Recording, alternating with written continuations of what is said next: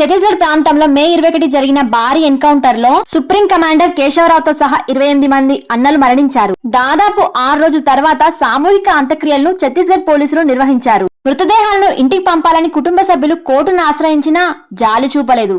మృతదేహాలు చూపించకుండా జాగ్రత్త పడడమేంటి? శత్రు దేశంతో చర్చలకు సిద్ధమైన ప్రభుత్వం అన్నలతో శాంతి ఒప్పందానికి రావడానికి నిరాకరిస్తుంది. ఇదేం ధర్మం?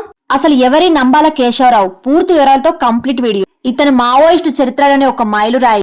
నక్సలైట్ సుప్రీం కమాండర్ అగ్రనేత నంబాల కేశవరావు అలియాస్ బసవరాజు శ్రీకాకుళం జిల్లా జియన్నపేటలో వాసుదేవ్ నారాయణమ్మ దంపతులకు 1954లో జన్మించాడు. చిన్నప్పటి నుంచి చదువులో ఆటల్లో చురుగ్గా ఉండేవాడు. 1970 ఎంటెక్ చదువుతున్న రోజుల్లోనే విప్లవ సిద్ధాంతాలు నచ్చి అన్నలలో కలిసిపోయాడు. తన 55 సంవత్సరాల జీవితం మొత్తం ప్రజల సమస్యలపై పోరాటాలు సమరంతో సాగిపోయింది. పీపుల్స్ వార్ గ్రూప్ తొలితరం నాయకుల్లో ఒకరు. గణపతి మల్లారెడ్డి, కిషన్జీ వంటి విప్లవకారులతో పనిచేశారు. బస్తర్ అడవుల్లో మాజీ సైనికుల దగ్గర గెరిల్లా యుద్ధ వ్యూహాల శిక్షణ తీసుకున్నారు. ఇంజనీరింగ్ చదివిన కేశవరావు టెక్నాలజీని యూజ్ చేసేవాడు.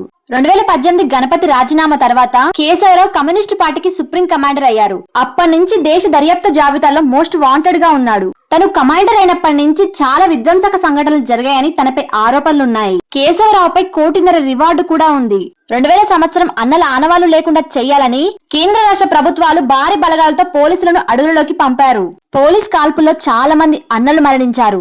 ఆ మెరుపు దాడులకు నంబాల కేశవరావు నాయకత్వం వహించి పోలీసులకు చుక్కలు చూపించారు. మళ్లీ అడవుల్లోకి అడుగు పెట్టడానికి పోలీసులకు ధైర్యం చాలలేదు. 2003 ఉమ్మడి ఆంధ్రప్రదేశ్ ముఖ్యమంత్రి అయిన చంద్రబాబు నాయుడుపై జరిగిన అలిపిరి దాడికి కూడా సూత్రధారి కేశవరావు. ఎప్పటికప్పుడు వ్యూహాలు మారుస్తూ సైనిక రూపకల్పనలో దిట్ట.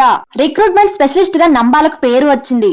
అడవి సంపదను రక్షించడం, అక్కడున్న గిరిజనులు కాపాడడం కోసం చాలా కష్టపడ్డాడు. అడవి సంపదను ధ్వంసం చేస్తున్న అటవీ శాఖకు పెత్తనందారులకు ఎదురు తిరిగి పోరాడాడు.